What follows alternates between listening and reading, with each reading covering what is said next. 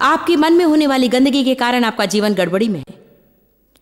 यदि आप अपने जीवन को सुधारना चाहते तो मन को सुधारना होगा।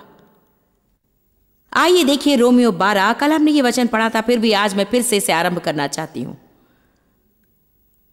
रोमियो 12।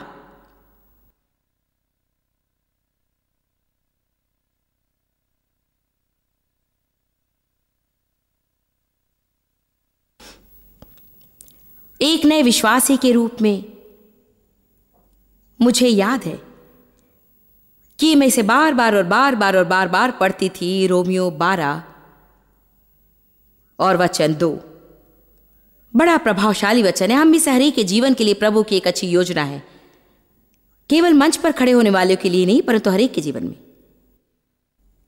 यिर्मयाह 29:11 कहता है, प्रभु ने हमारी भलाई की योजना बनाई है, वो हमें आशीष देना चाहता है। शैतान की भी एक योजना है और परमेश्वर की भी है, और हम जिससे भी सहमत होंगे उसी की योजना हमारे जीवन में पूरी होगी। देखिए, मन एक रणभूमि है। शैतान हमसे झूठ कहता है, वो झूठ का पिता है। वो झूठ आया है और झूठ कहता है। जब एक मनुष्य धोखा खा जाता है तो उसका कारण यह है कि वो झूठी बातों पर विश्वास करता है। वो बात सच न होने पर भी उसके लिए सच हो जाती है, क्योंकि वे उस पर विश्वास करते हैं। आपके विश्वास के अनुसार सब कुछ होगा। ये बात केवल भले कामों के लिए सकारात्मक सोच रखने पर ही नहीं, परंतु बुरी बातों के लिए नकारात्मक सोच रखने पर भी सच साबित होती है। अय्यूब ने कहा, जिस बात के होने का मुझे डर था वही हुआ। जानते हैं डर क्या है? डर है शैतान की बातों पर विश्वास करना।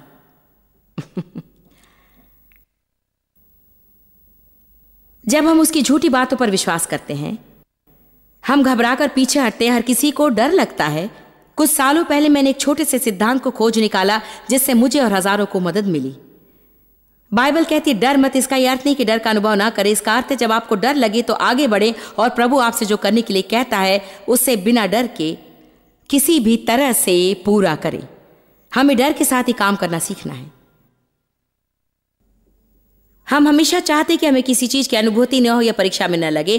कभी कभी हम सोचते कि सही काम करने का एकमात्र रास्ता है कि सब परीक्षाएं दूर कर दी जाएं, लेकिन ये सही बात नहीं है। मैं ऐसे कुछ काम करती हूं और मुझे कोई डर नहीं लगता, और फिर ऐसा समय भी होता है जब मुझे डर लगता है, विशेष रूप से जब नई परिस्थिति हो। पिछले हफ्ते मैं जमाइका गई थी। मैं यहाँ जितनी चैन से हूं उतनी वहां पर नहीं थी, क्योंकि यहाँ की मुझे आदत लग चुकी है। वहां सब कुछ नया था, परंतु हम गए और हमें महान सफलता मिली। अनेक लोग कभी पानी में नहीं चलते क्योंकि वे कभी नाव से नहीं उतरते। वे अपने जीवन में डर को जगह देते हैं, और वो डर शैतान के द्वारा बताए गए झूठ से आता है। परमेश्वर के वचन को जानना अधिक महत्वपूर्ण है। केवल सत्य ही हमें स्वतंत्र करता है। हमारे लिए प्रभु ने अच्छी योजना बनाई है। शैतान उसे बिगाड़ने की कोशिश करता है, क्योंकि उसकी भी योजना है। वो झूठी बातें बताकर और आपको परीक्षा में डालकर उसे बिगाड़ देता है। आपको अपने आप से पूछना है कि आप किसके साथ सहमत हैं। यदि शैतान आपसे कह रहा है आप कभी भूतकाल को भुला नहीं सकते, तो वो झूठ है। वो पूरा झूठ है, क्योंकि बाइबल कहती है कि उसकी करुणा हर दिन नहीं होती है। हम वचन में पाते कि वो दूसरा मौका देने वाला प्रभु है, तीसरा मौका, और कभी कभी उतने मौके जितना देना पड़ता है ताकि हम सुधर जाएं। यदि आप कभी प्रभु से ना हटेंगे तो वो कभी आपको नहीं त्यागेगा। उसके लिए कोई खाई इतनी गहरी नहीं कि वो आपको उससे निकाल ना सके। प्रभु का हाथ लंबा है। बाइबल कहती, क्या यहोवा का हाथ इतना छोटा है कि वो बचा ना सके? मैं खुश हूं कि प्रभु का हाथ छोटा नहीं, उसकी बाहें लंबी हैं। मेरे जीवन में मैं बहुत गड्ढों में रह चुकी और उसे नीचे उतरकर मुझे बाहर निकालना पड़ा। आप चाहे कहीं भी आरंभ कर सकते हैं, मुख्य बात है कि आप कहां समाप्त करते हैं। मैं आपके बारे में नहीं जानती, परंतु मैं योजना बना रही हूं कि दौड़कर सीमा रेखा पार करूं। शैतान इसे नहीं चाहता। वो नहीं चाहता कि हम आरंभ करें, पर जब हम आरंभ करते हैं तब वो लगातार कोशिश करता है कि हम उसे पूरा ना करें। आपके जीवन के लिए प्रभु की एक योजना है। रोमियो 12:2 में बाइबल कहती है, इस संसार के अनुरूप आचरण मत करो। इसका अर्थ क्या है? संसार की तरह मत सोचो, संसार के समान काम ना करो, संसार की तरह बातें ना करो, संसार की आर्थिक योजना को मत अपनाओ। हर एक बात के लिए प्रभु की एक योजना है, परंतु हम उसकी योजना की ओर ध्यान नहीं देते क्योंकि वो हमारी समझ से बाहर है। एम्प्लीफाइड बाइबल कहती है, शारीरिक मन पवित्र आत्मा के बिना सोचता और अनुभव करता है। आप अपनी बुद्धि के अनुसार जीवन जीकर कभी नहीं सोच सकते कि बातों का अर्थ होना चाहिए और नहीं आप आत्मा में चल सकेंगे, इससे कुछ नहीं होगा। यदि आप आत्मा में चलना चाहते तो आपको अपने मनोभाव के अनुसार जीवन छोड़ देना होगा। मेरे कहने का अर्थ है कि आपको जांच परख कर जीना चाहिए। आपको वही करना चाहिए जो आपकी आत्मा में आपको सही लगे, ना कि जो आपका मन चाहे या जो आपको शारीरिक रूप में लगे। शांति से जीना सीखें, संसार के सदृश्य ना चले। हो सकता है कि आपको कुछ लोगों से बदनाम होना पड़े और लोग आपसे नाराज होंगे, परंतु आपके जीवन के प्रति प्रभु की योजना अधूरी नहीं रहेगी। अक्सर हम लोगों के साथ संबंध बनाए रखने के लिए परमेश्वर के संबंध से सौदा कर देते हैं अपने जीवन में। इस संसार के अनुसार ना चले। संसार चाहता है कि आपको एक छोटे से डिब्बे में ठूस कर रख दे। जब बाकी सभी पानी के बहाव के साथ साथ तैरते तब आपको बहाव के विरोध में तैरना चाहिए। आपको बहाव के उल्टे तैरना है, क्योंकि जिस ओर धारा बह रही है वो मुझे अच्छी नहीं लगती। हालेलुया। खैर, सभी ऐसा करते हैं तो क्या। मैं उस लड़की की प्रशंसा करती हूँ जिसने अंत में अपने प्रेमी से कहा, उसका प्रेमी उद्धार पाना नहीं चाहता था और वो उसका मजाक उड़ाता था, और अंत में उसने हिम्मत से कहा, ठीक है सुनो, यदि तुम मेरे साथ स्वर्ग नहीं जाओगे तो मैं भी तुम्हारे साथ नरक नहीं जाऊंगी।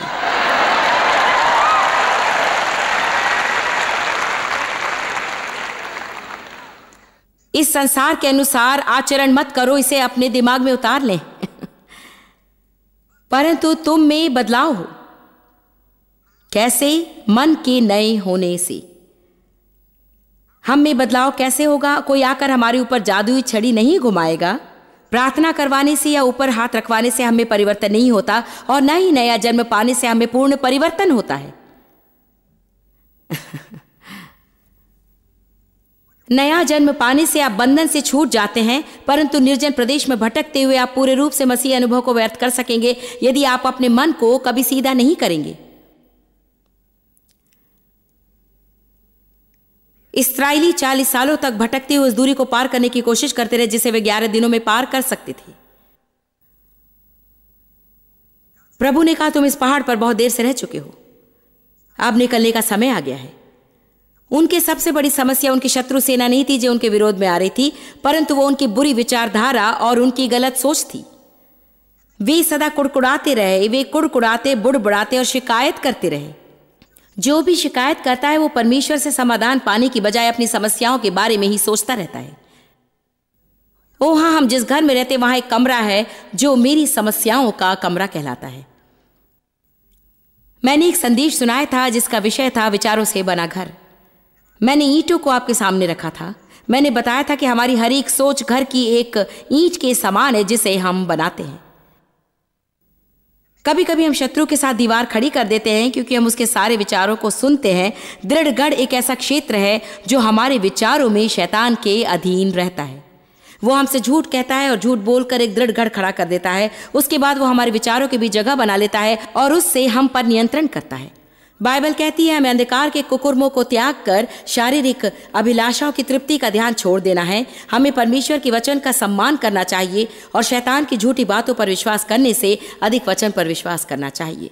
हमारे युद्ध के शस्त्र सांसारिक नहीं है, परंतु वे परमेश्वर के द्वारा दिए गए हैं कि हम दृढ़ गढ़ों को ढा सके। परमेश्वर के ज्ञान के आगे अपने सारी घमंडी विचार और ऊंची कल्पनाओं का खंडन करें। ये दृढ़ गढ़ हमारे मन में निर्मित है। जहां मन जाता है मनुष्य उसके पीछे जाता है।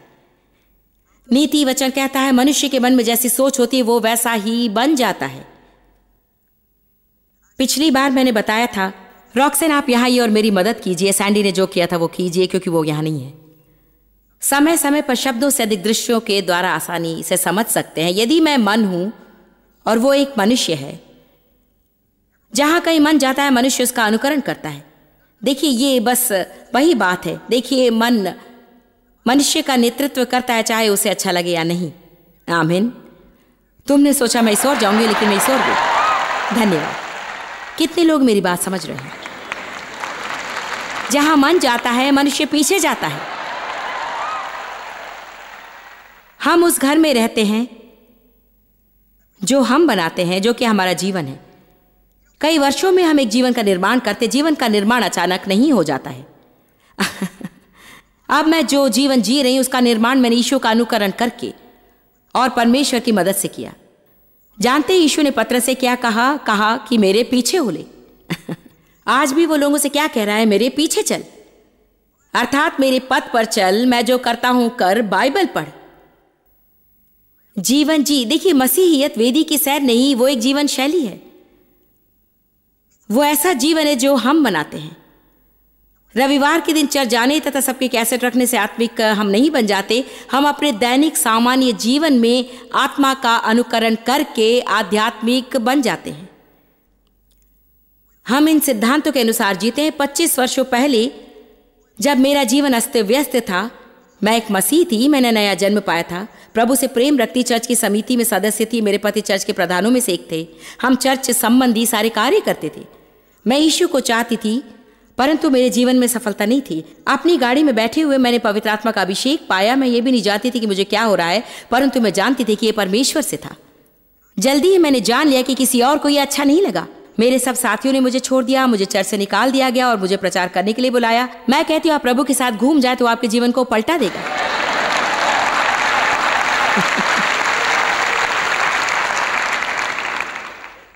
संसार में तुच्छ समझी जाने वाली चीजों को चुनकर उनके द्वारा महान और सामर्थ्य काम कर दिखाना प्रभु को अच्छा लगता है।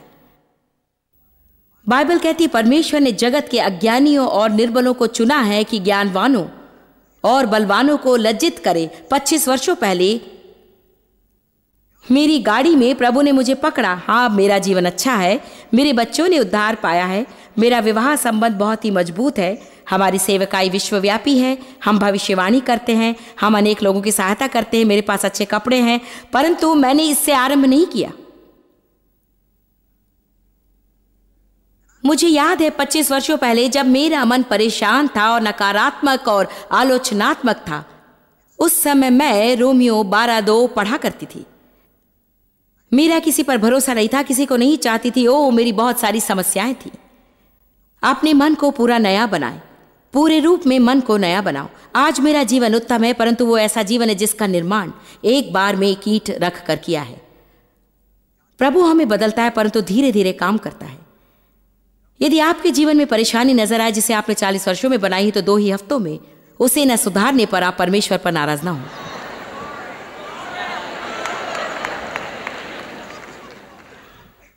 अपने बगल वाले व्यक्ति से कहें, आप भी जल्दी शांत हो जाइए क्योंकि इसमें कुछ समय लगेगा।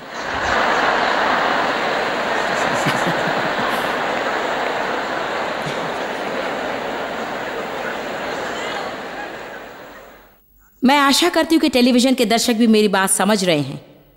शांत हो जाएं। हम परमेश्वर की प्रतिज्ञाओं के उत्तराधिकारी बनते हैं, केवल विश्वास द्वारा नहीं, वरन विश्वास और धीरज द्वारा। इब्रानियों हमें यह बताता है। हमारे जीवन में जब परमेश्वर काम करता है तब हमें धीरज धरना चाहिए। वो हमें धीरे धीरे दिन पर दिन महिमा से महिमा में ले चलता है। परमेश्वर ने हमारे लिए सुखी जीवन की योजना बनाई है, परंतु जब तक हम ऐसा जीवन जीना ना सीखे जो प्रभु को पसंद हो, तब तक हम उस सुखी जीवन को नहीं पा सकेंगे। पिछली बार हमने सीखा था कि हमारा ये घर है जो हमने बनाया, जिसके अंदर अलग अलग कमरे हैं। उसके बाद हम घर को सजाने लगे हैं। हमने कहा कुछ लोगों को इसे पूरी तरह तोड़कर दोबारा बनाना है। शायद कुछ लोगों के लिए 1-2 कमरे ही अस्त व्यस्त होंगे, आपको उन्हें साफ करना होगा। इसे हम कहते हैं अपने मन को शुद्ध करो। कल इसका पहला भाग सुना और ये दूसरा भाग है। हमने क्षमाहीनता के कमरे के बारे में देखा, जहां हम तब जाते जब हम किसी को क्षमा करना नहीं चाहते और वहां बैठकर उनके द्वारा किए गए सब कामों के बारे में सोचना चाहते हैं। हमने भूतकाल में जाने के कमरे पर चर्चा की, जहां हम जाकर बीती बातों को सोचते हैं। भूतकाल में हुई अच्छी या भूतकाल में बुरी बातों के विषय यादें अच्छी होती है। हम फोटो एल्बम निकाल कर अपने बच्चों के बारे में बताते कि वे बचपन में कैसे थे। ये सब आनंद की बातें, मैं इसके बारे में नहीं कह रही हूँ। मैं हर समय भूतकाल में जीने के बारे में कह रही हूँ। भूतकाल में जीना, यदि आप भूतकाल में जिएंगे तो भविष्य को खो देंगे। आगे हम जिस कमरे की चर्चा करेंगे वो है मेरे पास कुछ नहीं है और मैं कुछ नहीं कर सकती का कमरा। ये ऐसी जगह है जहां पर हम, मेरे ख्याल से हम अपनी जिम्मेदारियों से घुटने टेकने के लिए जाते हैं। मेरे पास कुछ भी नहीं है। आप मुझसे क्या चाहते हैं? मैं कुछ नहीं कर सकती। मैं एक गृहिणी हूं, मैं एक दुकानदार हूं, मैं तो गड्ढा खोदने वाला हूं। देखिए, यीशु एक बढ़ाई था, पतरस एक मछुआरा था, मत्ती एक चुंगी लेने वाला था। जब मैं बिस्तर बिछा रही थी तब प्रभु ने मुझे बुलाया। आप जीवन में किसी भी जगह पर हो, प्रभु वहां आकर आपको बुलाने में प्रसन्न होता है। किसी के आत्मिक वरदान की ताक में रहना छोड़िए और अपने वरदान को आत्मिक बनाइए। आप कुछ तो कर सकेंगे और वो उतना ही महत्वपूर्ण होगा जितना कि मैं जो कर सकती हूं। यदि आप लोगों के सामने आकर खड़े नहीं हो सकते तो इसका यह अर्थ नहीं कि आपका वरदान महत्वपूर्ण नहीं है। ऐसी एक सभा को चलाने के लिए आसान नहीं। यदि मेरे पास ये लोग ना होते तो शायद मैं यहां खड़ी नहीं हो पाती। एवरेट हेल नाम के व्यक्ति द्वारा लिखा यह कथन मुझे पसंद है। सच बात यह कि मुझे इस कथन से प्रेम है। मेरे ख्याल से इसी ढंग से हमें सोचने लगना चाहिए। मैं केवल एक ही हूं, पर एक हूं। मैं सब कुछ नहीं कर सकता परंतु कुछ तो कर सकता हूं, और मैं जो कर सकता हूं उसे करना है, और प्रभु की दया से मैं उसे अवश्य करूंगा। प्रभु आपसे वो करने को नहीं कहता है जो आप नहीं कर सकते। वो चाहता है कि आप उसे सौंप दे और विश्वास करें कि आपके पास जो है वो सब उसे दे देने पर वो उसमें अपनी सामर्थ्य उंडेलेगा और आपके द्वारा कार्य करेगा। मेरे पास प्रभु को देने के लिए मुंह के अलावा कुछ भी नहीं था। मैं मसीह की देह में मुंह बन गई हूं।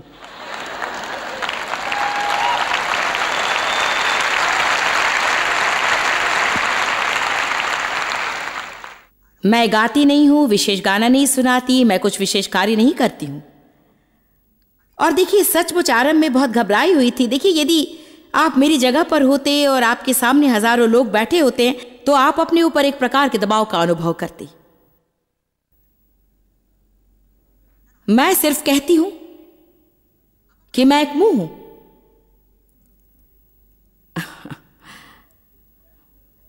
सिर्फ एक मुंह। परमेश्वर लाखों लोगों को बदलने के लिए मेरे मुंह का उपयोग कर रहा है। कम से कम अनेक लोग कहते हैं कि वे बदल रहे हैं। एक मुंह, सिर्फ एक मुंह। ऐसी बातों को जानने पर सचमुच आप प्रोत्साहित होंगे। कहा जाए तो मेरे पति अच्छे वक्ता नहीं है जितनी कि मैं हूं। वे उठकर वो बता सकते जो बताना चाहते हैं, परंतु डेव हर समय यहां खड़े होकर प्रचार करना नहीं चाहते। डेव आर्थिक कार्य में बहुत ही उत्तम है। और डेव जब छोटे थे वे अपने मोजों में पैसे बचाकर रखते थे। उनके कई भाई बहन थे और उनका परिवार बहुत ही गरीब था। डेव के किसी भी भाई या बहन के पास कभी भी कुछ नहीं होता था, परंतु डेव के पास हमेशा पैसे रहते थे क्योंकि वे बचत करते थे। उन्होंने नई कार खरीदी, वो भी पूरे नगद पैसे देकर कार खरीदी क्योंकि वे पैसा बचाते थे। और अभी भी डेव अच्छी बचत करते हैं। मैं इस विषय में उनसे कम हूं, मैं बस खर्च करने में तेज हूं।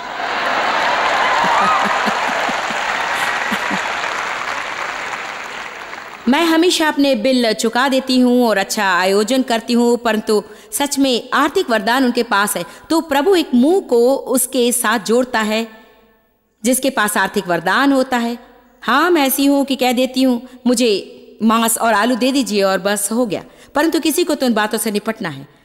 चलिए, हम सब का एक भाग है और प्रभु हम सबको एक साथ मिलाता है कि उसके कार्य को उसके नाम में करे और सारी महिमा उसे ही दे। परंतु आप ये कहना छोड़ दें कि आप कुछ नहीं कर सकते और आपके पास कुछ नहीं है।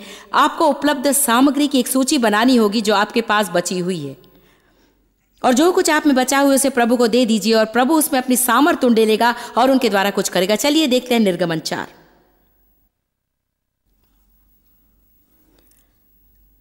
मैं बाइबल के ऐसे लोगों के बारे में बताना चाहती हूं जिन्होंने अपना सब कुछ प्रभु को दे दिया। उनके पास ज्यादा कुछ भी नहीं था। कुछ संदर्भों में वो इतना दयनीय था कि शर्मिंदा होने जैसा था।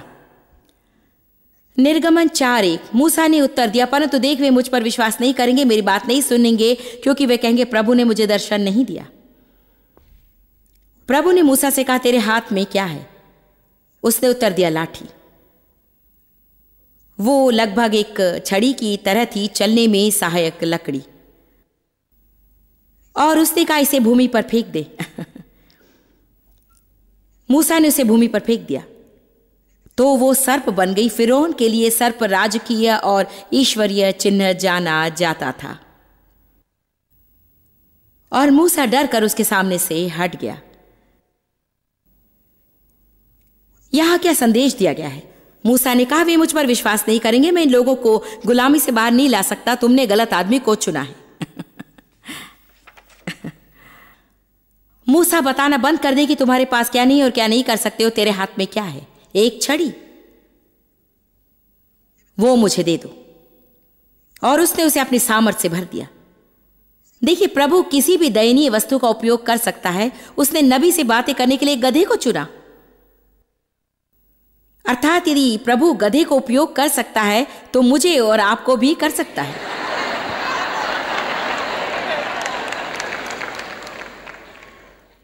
मैं चाहती हूं कि आज आप इसे समझ लें। मैं उन लोगों को देखकर तंग आ गई हूं जो कोने में बैठे बैठे प्रचारकों को देखते रहते हैं। हाँ,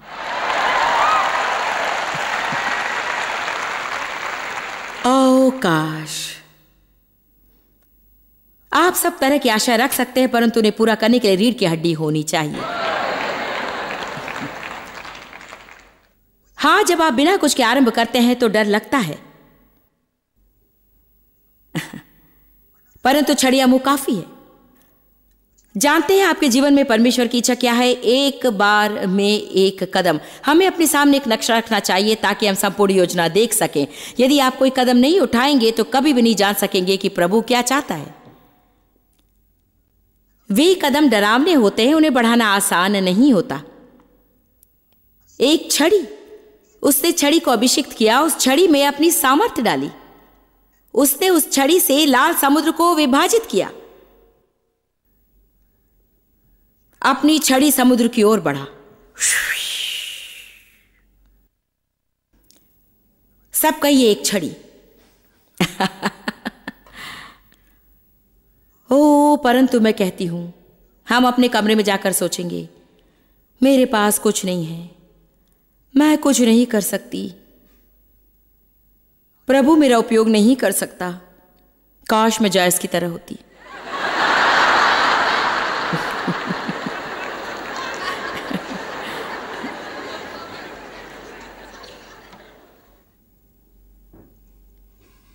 देखिए मरकुस अध्याय 6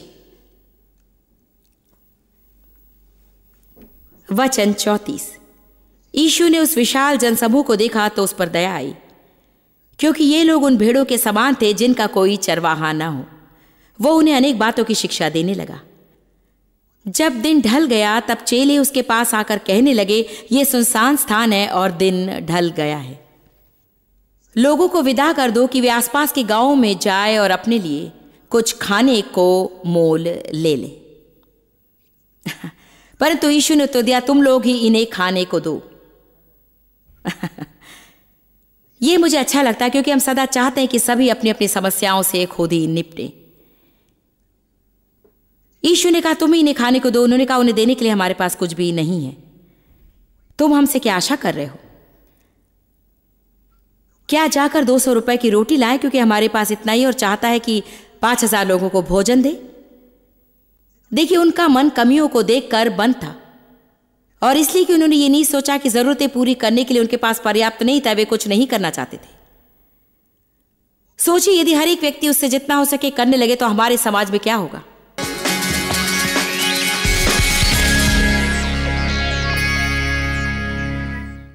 मैं आपको प्रोत्साहित करना चाहती हूं कि आज आप किसी के लिए कुछ अच्छा करें। सच में हर रोज हमें किसी और को आशीष देने के लिए तैयार होना चाहिए। मैंने एक स्वार्थी स्वकेंद्रित व्यक्ति के समान जीवन बिताया और अब मैंने खुद को प्रशिक्षित किया कि सच में दूसरों के विषय सोचूं और ऐसे मार्ग ढूंढूं कि मैं दूसरों के लिए आशीष हो जाऊं। और मैं आपको बता सकती हूँ कि जब मेरे मन में केवल मैं ही थी उस वक्त से मैं अब बहुत खुश हूँ। तो एक बार फिर किसी के लिए आज जानबूझकर कुछ अच्छा करने की ठान ले और बस केवल उसे ना ठाने, उसे करे। प्रभु आशीष।